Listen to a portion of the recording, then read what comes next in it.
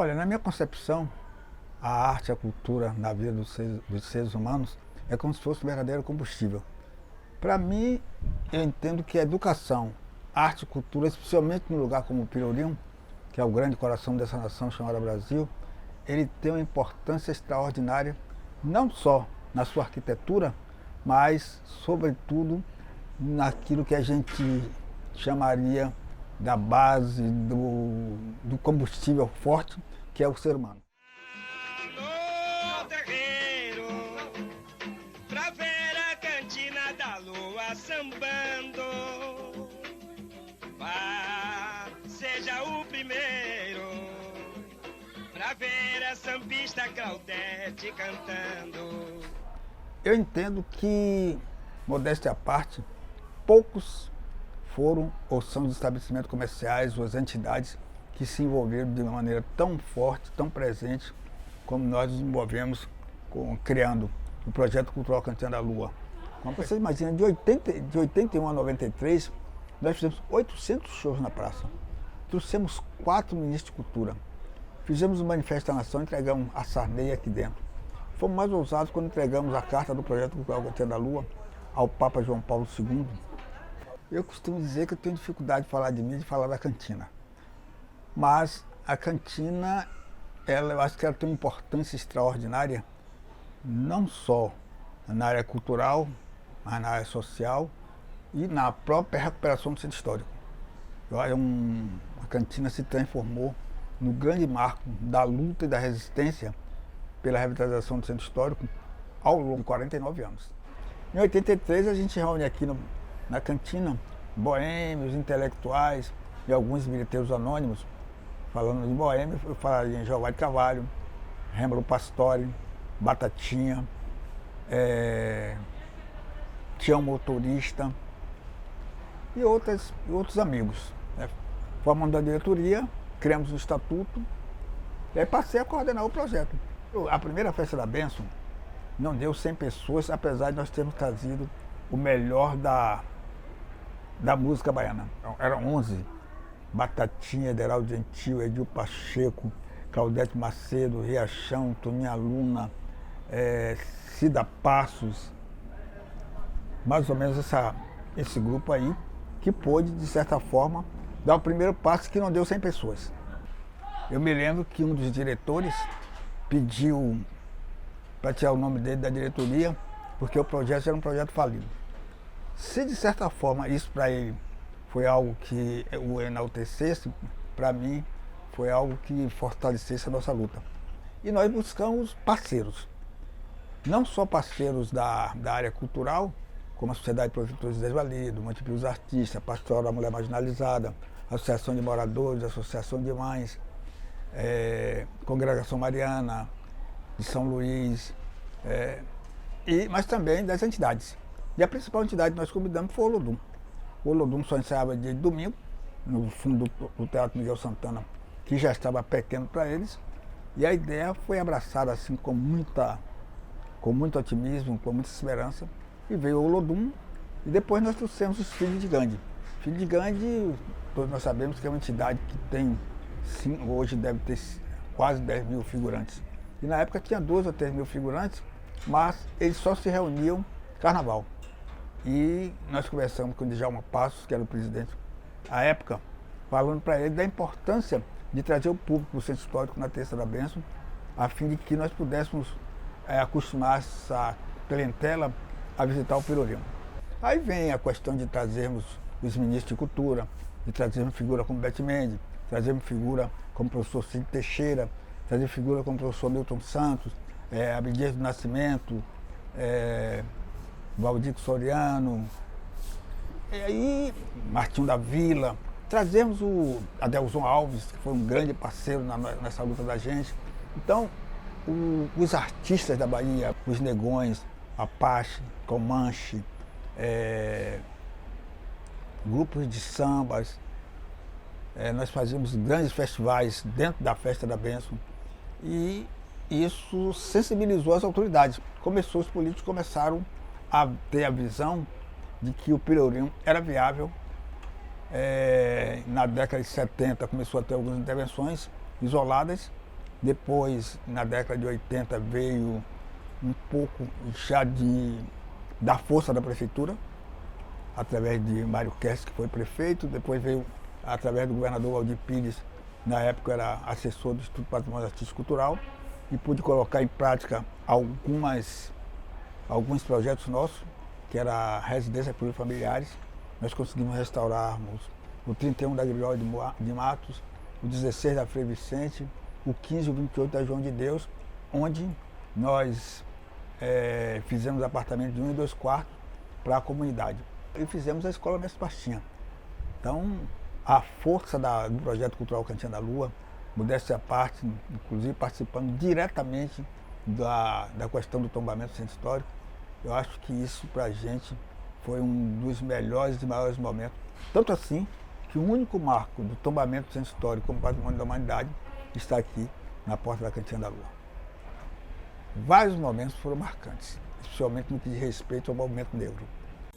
O movimento Malê foi um movimento, na minha opinião, foi o mais importante, o mais significativo dos movimentos libertários ocorridos na Bahia. Daqui saíram grandes nomes da política, da cultura e da própria arte, porque era um grande ponto de encontro. Daqui se discutiu e se debateu de maneira muito forte a questão do apartheid lá na África do Sul, a questão da laqueadura das mulheres, as mulheres, principalmente mulheres negras. Então nós temos assim um rosário de coisas, de ações que fizemos, inclusive com a questão de termos uma brigada contra incêndio no Pelourinho, porque nós temos um problema sério aqui no Pelourinho. Cada governo tem um olhar diferenciado para essa área. Isso me preocupa profundamente, tanto assim que eu pretendo fazer um movimento onde a questão do Centro Histórico de Salvador não seja uma questão de governo, e sim uma questão de Estado. Qualquer que seja o governador que assuma, ele tem que seguir as diretrizes dos projetos que foram colocados em prática, como o caso das 10 etapas da revitalização do Centro Histórico. Mudou o governo, nós estamos com a 7ª etapa travada há mais de 10 anos. Significa dizer que houve um grande retrocesso. Eu entendo que se essa revitalização, se esse cinturão das 10 etapas tivesse fechado, isso aqui era, quer dizer, especialmente essa questão de moradia.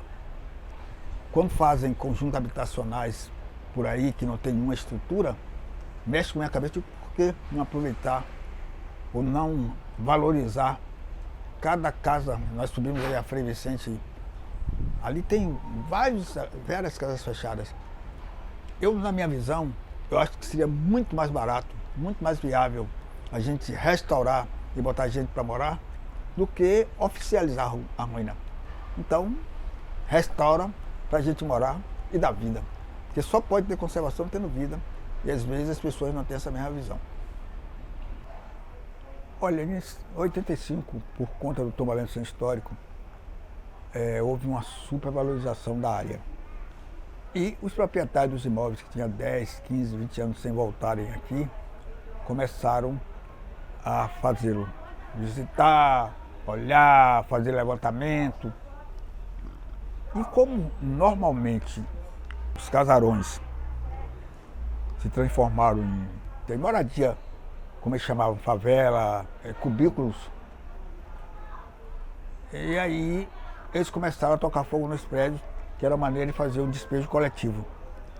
E nós ficamos apavorados com isso, começamos a perceber que eram as nossas crianças que estavam sendo usadas para tocar fogo nos prédios. Eles davam gasolina, davam força, já trocaram os meninos faziam isso.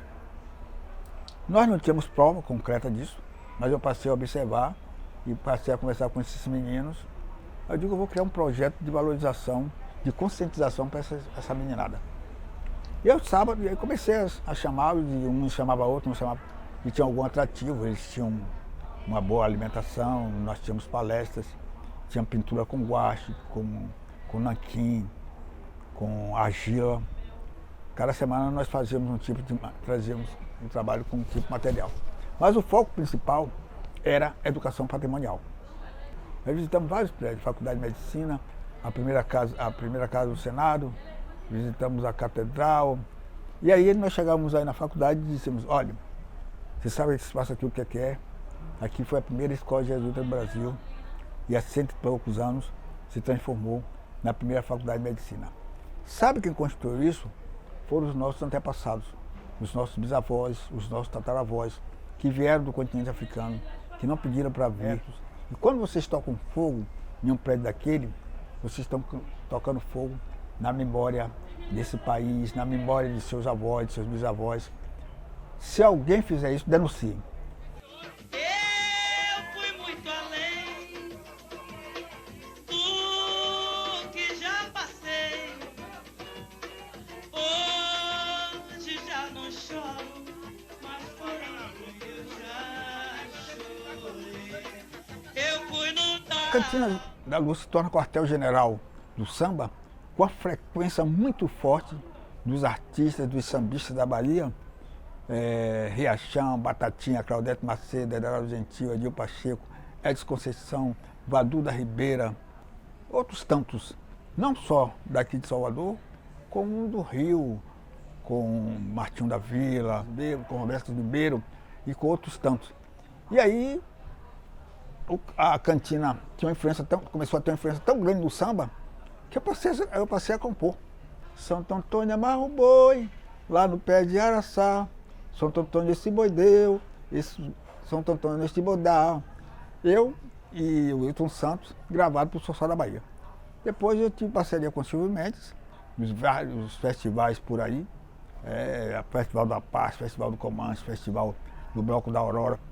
Como foi tão longa a caminhada, para chegar aqui onde cheguei. Fui pisado, maltratado e humilhado. Sofri, chorei, penei. Mas hoje isso é parte de um passado que ficou pelo caminho onde andei. Aqui vou eu, aqui vou eu. Vou feliz da vida debutando, meu pendão à parte tremulando. A minha história sempre teve uma raiz. Olê, olê. O meu canto traz a alegria. Sou feliz e não sabia. Precisei passar o que passei. Oh, oh, oh. Precisei passar o que passei. A questão da gravação na Bahia, o pessoal gravava sempre fora da Bahia. E era JS. Ele teve a visão, a sabedoria de reunir o melhor da música naquele momento, do samba, que era Riachão, Panela, Batatinha, Edil, Ederaldo, Valmir Lima, né? E havia uma dificuldade muito grande de espaço no centro histórico para fazer lançamento. E a gente abriu as portas. Talvez, acho que foi o primeiro lançamento da Cantina, foi realmente algo extraordinário e abriu as portas para que outros discos fossem lançados. O disco de Reação, Samba de Malandro, né? Aquele disco, o Desembanco bancou a feitura do disco e estava intocado lá pelos cantos. E nós descobrimos isso e fizemos um lançamento, talvez um dos maiores lançamentos aqui da Cantina, que foi o Samba de Malandro de Riachão. Eu me lembro de Panela. Panela era uma figura ele era muito calado, muito na dele. E estava sempre buscando um lugar ao sol. Não sei se por conta ele era altão, forte, negão, por conta da própria formação dele física. Às vezes eu via as pessoas sempre deixando ele de lado. Acho que foi um dos grandes desgostos dele, era exatamente essa coisa de não ter a mesma visibilidade, no mesmo espaço que os outros artistas tinham. Ele sempre se queixava disso. Clarinho, eu quero gravar meu disco sozinho, eu quero ter meu LP, né? E morreu sem conseguir isso. Então essas coisas, tem pessoas que conseguem somatizar e mexem realmente com o nosso emocional. Eu digo sempre, eu busco transformar as coisas negativas em coisas positivas. Um dos maiores exemplos disso é a questão do Raymond, né? O Raymond, imagina uma repórter olhar para mim para dizer que eu estou triste, que eu tinha sido destituído do cargo, insistir nisso, e eu ter que dizer a ela, menina, você gosta de história? Você imagina, Há 200 e tantos anos passou um único rei nesse pedaço, desse território, que foi Dom João VI quando fugia das guerras napoleônicas. E hoje eu estou reinando nesse espaço. O que, é que você acha disso? É para eu estar triste? Eu nasci para quebrar paradigmas. E aí, os jornais, no outro dia, foram manchetes, as principais manchetes. Raimundo disse que nasceu para quebrar paradigmas. Nós montamos no escritório uma espécie de uma rádio mesmo, né? Tínhamos o microfone, tinha uma mesa e tinha as caixas de som viradas para a rua. Meio-dia a gente dizia.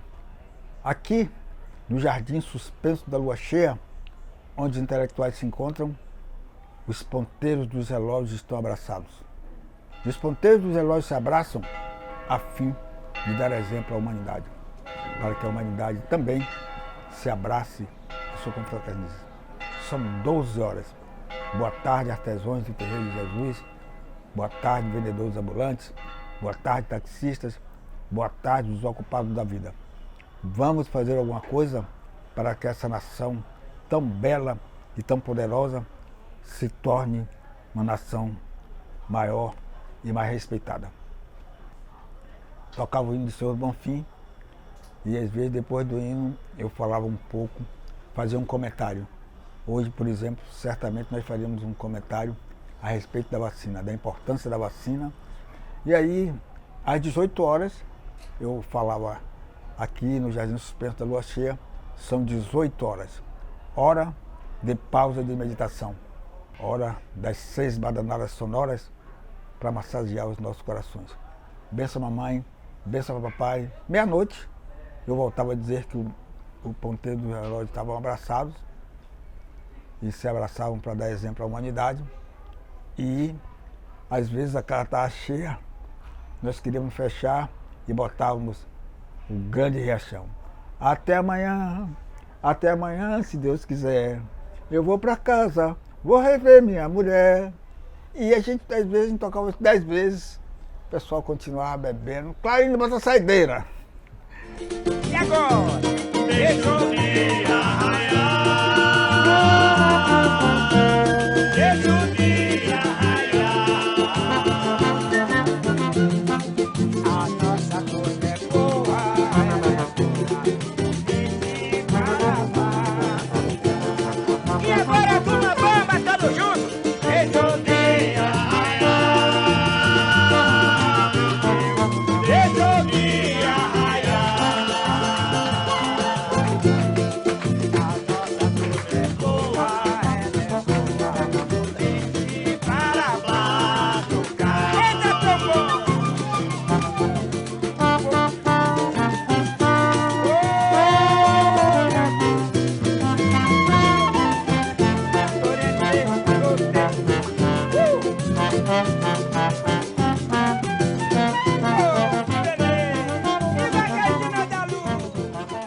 Eu, como alguém de comunicação, eu não conseguia ver tanta história, tantas personalidades, tantas figuras passarem por aqui sem ter um registro.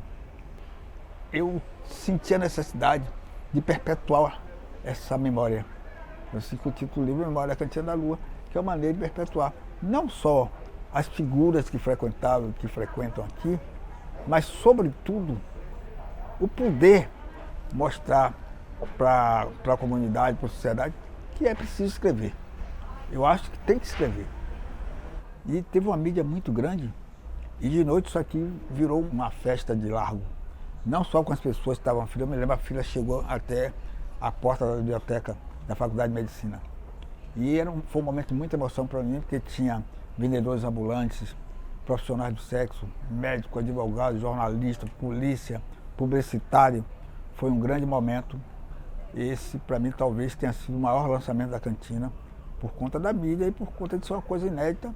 Um vendedor de aguardente está escrevendo um livro. Escrever, para mim, registrar, eu escrevo em qualquer lugar, eu escrevo em papel higiênico, eu escrevo em guardanapo, eu escrevo em papelão. Eu acho que tem que escrever, tem que registrar.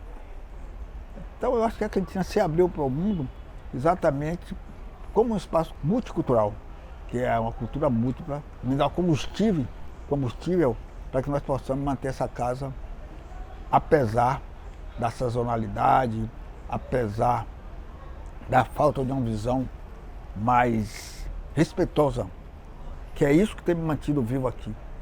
Esses altos e baixos do Pelourinho, quando 156 estabelecimentos comerciais fecharam suas portas, que eu tive que vender minha casa de morada, que tive que vender a Brasília de minha boneca 1852 para poder investir aqui, e quando os estrangeiros, alguns estrangeiros chegam aqui com a mão cheia de dólar ou dinheiro para dizer, não, você quer vender? Eu digo não, mas não digo eles por quê, mas no meu íntimo é pela necessidade de ter alguém representando os seus antepassados, de ter alguém para dizer, esse negão chegou aqui como empregado doméstico, hoje é um doutor honoris causa, e, sobretudo, hoje, pelo comprometimento que eu tenho com essas placas, com essas homenagens, passa na minha cabeça, eu digo, será que alguém que adquirir isso aqui vai manter essa estética, vai manter essas homenagens? Que essas pessoas que aqui estão com essas placas, elas estão exatamente porque merecem, porque tiveram alguma coisa, algum comprometimento, não tão somente com o Cantinho da Lua, mas sobretudo com o centro histórico, o que me fortalece para dizer que o povo não preserva o passado, não vive o presente, jamais poderá construir um grande futuro. Santo Antônio amarra o olho, lá no pé de araçá. Santo Antônio amarra